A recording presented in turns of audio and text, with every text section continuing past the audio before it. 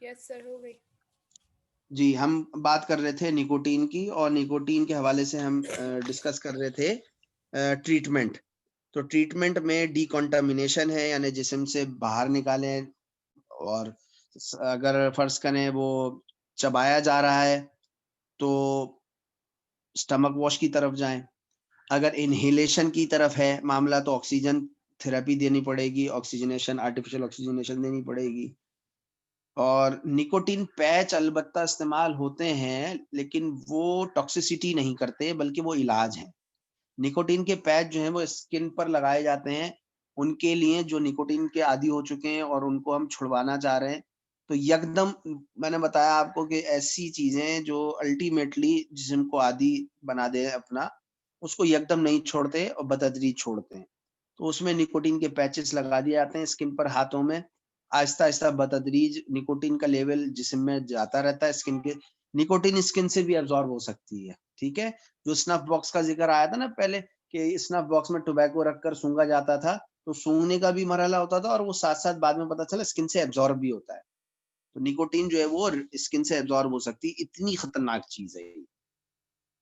Anyway, अच्छा, फिर cardiac मॉनिटरेशन करनी है, चूँकि कार्डियक एब्नॉर्मैलिटीज़ ये लेकर आएगी। जैसे-जैसे कार्डियक एब्नॉर्मैलिटीज़ आएँ, वैसे ही वैसे आपने इलाज करना है। मसलन ब्लड प्रेशर बढ़ना शुरू हो जाए, तो ब्लड प्रेशर की दवा देनी है। अगर फ्लटर्स हो रहे हैं, फिब्रिलेशन हो रही है, तो एंटी एरिथमेटिक्स दवाइयाँ देनी है। तो इस तरीके से करना पड़ेगा। फिर अल्लाह ना करे ब्रेडिकार्डी और हाइपोटेंशन, बीपी लो हो गया और बिल्कुल दिल कोलैप्स की तरफ जा रहा है, तो फिर वही एट्रोपिन की तरफ आप जाएँगे या एड्रेनालिन की तरफ जाएँगे, वो लास्ट चॉइसेस होती हैं।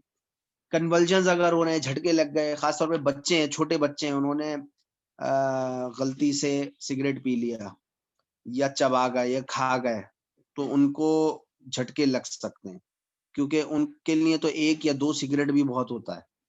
वो उनकी कंडीशन ज़्यादा खराब हो सकती है। एक इश्तिहार आता था सिगरेट का, बल्कि सिगरेट छुड़ाने का इश्तिहार आता था, तरबियती इश्तिहार था वो, कि एक वालिद साहब जो हैं वो सिगरेट पीते हैं अपने बच्चों के सामने, और बच्चा बड़े गौर से देख रहा होता है। फिर एक वक़्त आता है कि वो अपने बाप का सिगरेट उठाता है, माचिस सुलगाता है, और फिर वहीं पर ही इश्तिहार ख़त्म हो जाता है और एक जुमला लिख कर आता है कि बच्चे बड़ों से असर लेते हैं। तो ये बात बिल्कुल सही है। वो अफ़राद जो घर में बैठकर सिगरेट पी रहे होते हैं अपने बच्चों के सामने, अपनी फ़ैमिली के सामने, तो फ़ैमिली भी फिर यूज़्ड टू हो जाती है, और ख़ास तौर पे जो बच्चा है ना, ये माँ-बाप से ही असर लेता है, बड़ों से असर लेता है। एक वक़्त आएगा कि वो सिगरेट को हाथ लगाएगा, वो पिएगा, और अल्लाह ना करे उसको टॉक्सिसिटी हो गई, तो इमरजेंसी सिचुएशन बनती है, ऐसे हादसात हो जाते हैं। तो एहतियात करें, समझाएँ लोगों को, अगर कोई सिगरेट पीता है उसको समझाएँ कि भाई एक तो अवॉइड करे, खुद अपनी सेहत के लिए, वरना उसकी सेहत मुतासिर होती चली जाएगी बतदरीज। और दूसरा है कि घर वालों से भी जो है ना, अगर मोहब्बत है, तो घर वालों के सामने बिल्कुल ना पिएँ, ठीक? तो डायज़ेपाम या सेडेटिव्स का इस्तेमाल करने की ज़रूरत आन पड़ सकती है इन केस ऑफ कन्वल्जन्स। बाकी सपोर्टिव मेजर्स लेंगे, और क्रोनिक पॉइज़निंग का फिर में ट्रीटमेंट यही है कि ग्रेजुअल स्टॉप करें, जैसे मैंने निकोटिन पैचेस बताए हैं वो। काउंसलिंग बहुत ज़रूरी है, काउंसलिंग करें ऐसे पेशेंट को ना, यानी कि उसको समझाएँ कि तुम्हारी देखो पर्सनैलिटी जो है वो उससे मुतासिर हो रही है, लोग अच्छा नहीं समझते हैं।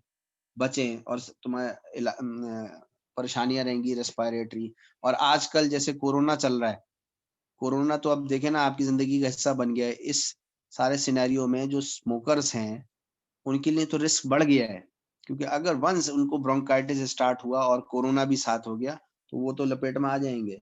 लिहाज़ा समझाएँ लोगों को, अवेयरनेस देने की ज़रूरत है।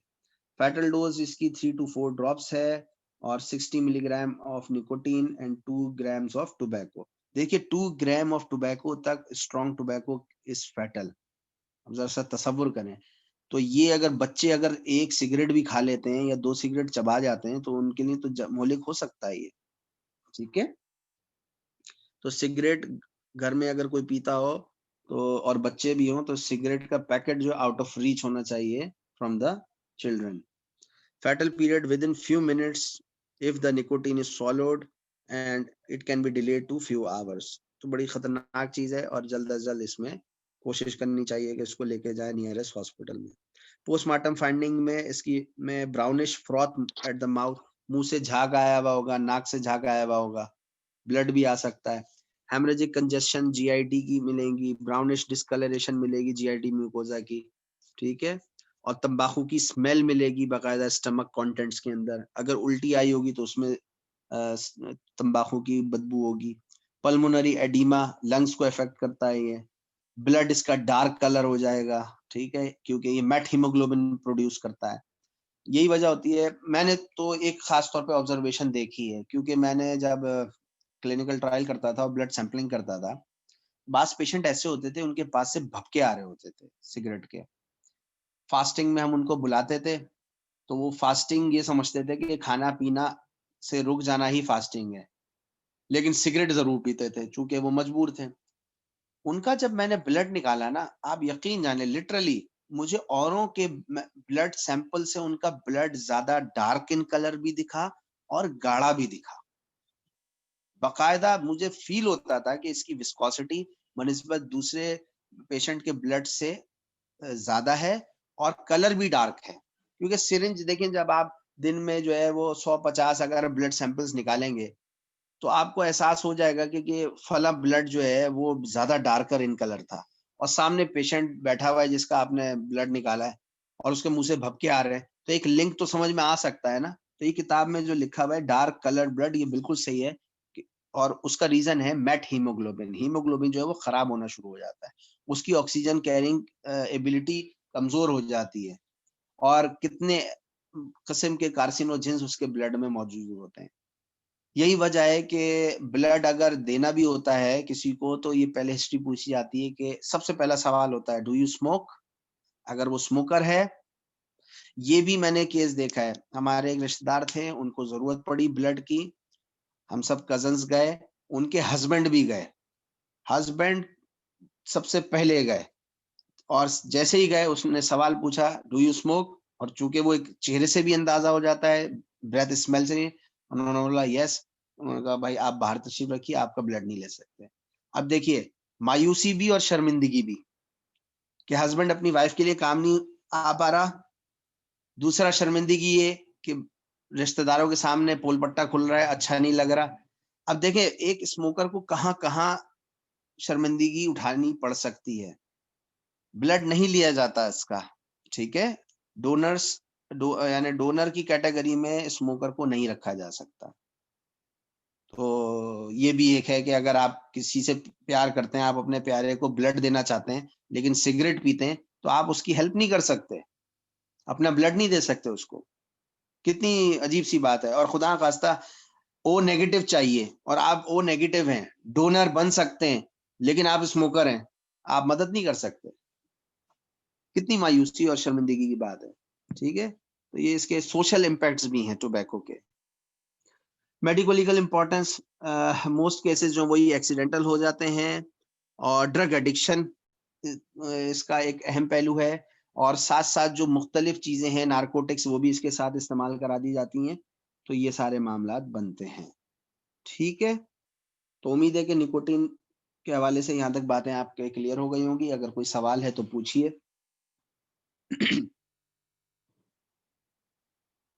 जी, तो सवाल है? No sir. No sir. No चलें, सर। अगर क्लियर हो गया है तो ठीक है, वेरी नाइस।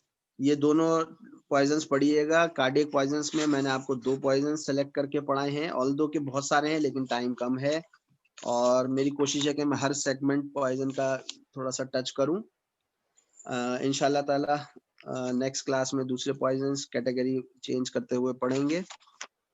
कोशिश करूंगा कि मेटालिक पॉइजन्स पढ़ा दूं आपको, ठीक है। आर्सेनिक, लेड ये अभी तक हमने नहीं पढ़े हैं, तो इंशाल्लाह ये कवरेज हो जाएगी, और फिर वापस हम फॉरेंसिक मेडिसिन के ऊपर आएंगे, उसमें ट्रॉमेटोलॉजी शुरू करेंगे इंशाल्लाह ताला, ठीक है। तो बस पंक्चुअल रहिएगा और दिल लगा के पढ़ें और डेली बेसिस पर पढ़ें। ओके जी, टेक केयर, अल्लाह हाफिज। Thank you sir. Okay, thank you sir. Thank you sir. अल्लाह हाफिज।